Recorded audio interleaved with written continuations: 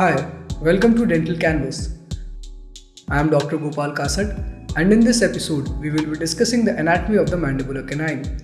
Before going ahead, if you are new to this series, check the description or refer to the video on the top right corner to learn basic terminologies required for a better understanding of this video. Also, go through the anatomy of the maxillary canine, as due to their anatomic resemblance with mandibular canine, direct comparison can be made between both. Now, let us start with the labial aspect of the mandibular right canine. The length of the crown cervico-incisally is 11 mm, which is approximately 1 mm longer than the maxillary canine. Now, if you will observe carefully, the crown of the mandibular canine appears much longer than it actually is, and it is due to the optical illusion caused due to the narrowness of the crown mesodistally and due to the height of the contact areas. Labial ridge is less developed compared to the maxillary canine. The mesial outline of the crown of the mandibular canine is nearly straight, which is in a straight line with the mesial outline of the root, with the mesial contact area being near the mesio-incisal angle. The distal contact area of the mandibular canine is more towards the incisal aspect than that of the maxillary canine, but it's still cervical to the mesial contact area. Now, when we talk about the mesodistal dimensions, the crown of the mandibular canine is slightly narrower when compared to the maxillary canine. Mesodistal width of the crown at its widest region is 7 mm and mesodistal width of the crown at cervix is 5.5 mm. Keeping this dimension in mind when compared to mandibular incisor, the mandibular canine is broader mesodistally. Similar to the maxillary canine, the cusp angle is on a line with the center of the root and the mesial cusp ridge is shorter than the distal cusp ridge. The length of the mandibular canine root is 16 mm, which is approximately 1 to 2 mm shorter than that of the maxillary canine, and its apical end is more sharply pointed. Now, let us move on to the lingual aspect.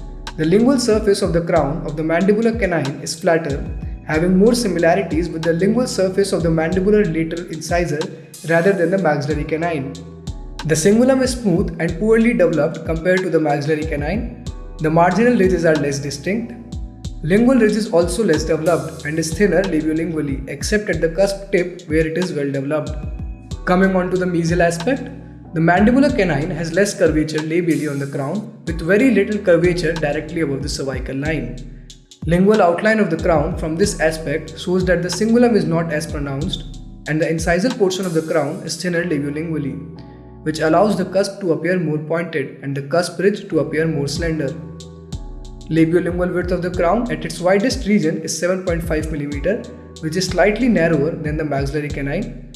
Labiolingual width of the crown at the cervix is 7 mm. The curvature of the cervical line representing the cemento-enamel junction is 2.5 mm. Roots of the both teeth, that is maxillary and mandibular canine, are quite similar from this aspect, with a more pointed root tip on the mandibular canine. The tip of the cusp is in line or lingually placed with the line passing through the center of the root compared to the labially placed cusp tip in the maxillary canine.